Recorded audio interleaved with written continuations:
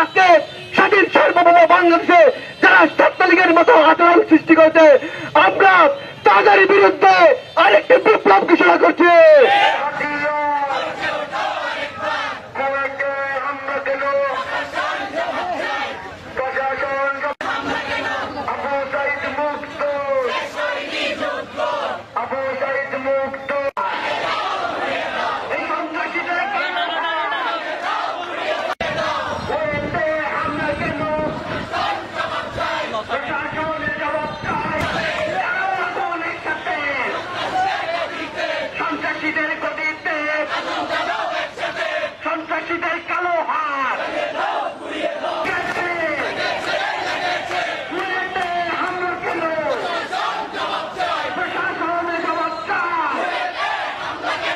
যারা গুপ্ত পরিচয় বহন করে আমরা তাদের সন্ত্রাসী দল বলি।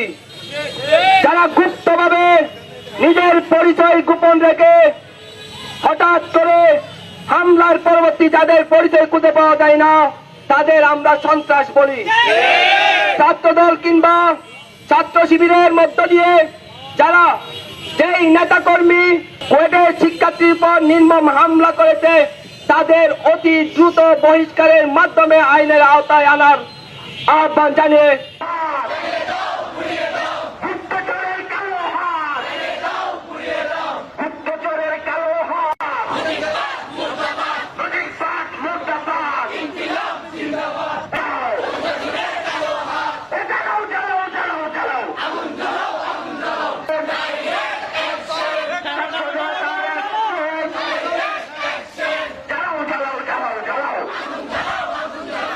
জুলাই আগস্টে ছাত্র জনতার রক্ত স্নাতক গণ অভ্যুত্থানের মাধ্যমে আমরা আমাদের বাংলাদেশকে আওয়ামী লীগ ছাত্রলীগের হাত থেকে দ্বিতীয়বারের মতো আরেকবার স্বাধীন করেছে।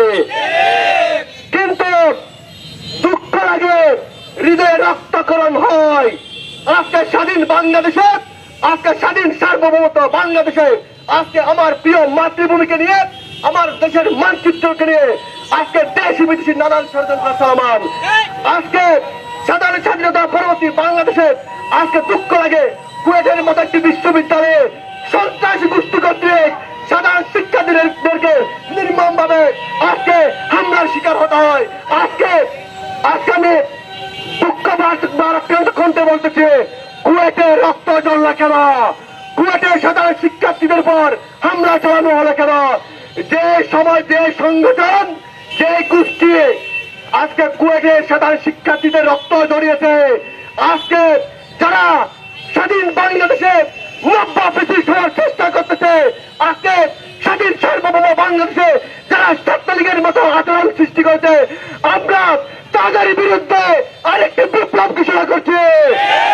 আমরা তাদেরকে দেখিয়ে দেওয়ার হুঁশিয়ারি দিচ্ছি, আমার স্বাধীন বাংলায়, আমার সোনার বাংলায়, সেটা যে দল হোক, যে সংগঠন হোক, যে দলের সন্ত্রাসী হোক, তাদের ঠাঁই নাই, তাদের ঠাঁই নাই। যদি কুয়েটের মতো দ্বিতীয়বার কোন বিশ্ববিদ্যালয়, কোন শিক্ষা প্রতিষ্ঠান, কোন অর্গানাইজেশনে আমার সাধারণ শিক্ষার্থীদের মধ্যে দিয়ে হামলার চেষ্টা করা হয়, হামলা করার সামান্য পরিকল্পনা করা হয়, আমরা কক্সবাজার থেকে শুরু করে সারা বাংলার ছাত্র সমাজ আরেকটি জুলাই আগস্ট বিপ্লব করাবো ইনশাআল্লাহ।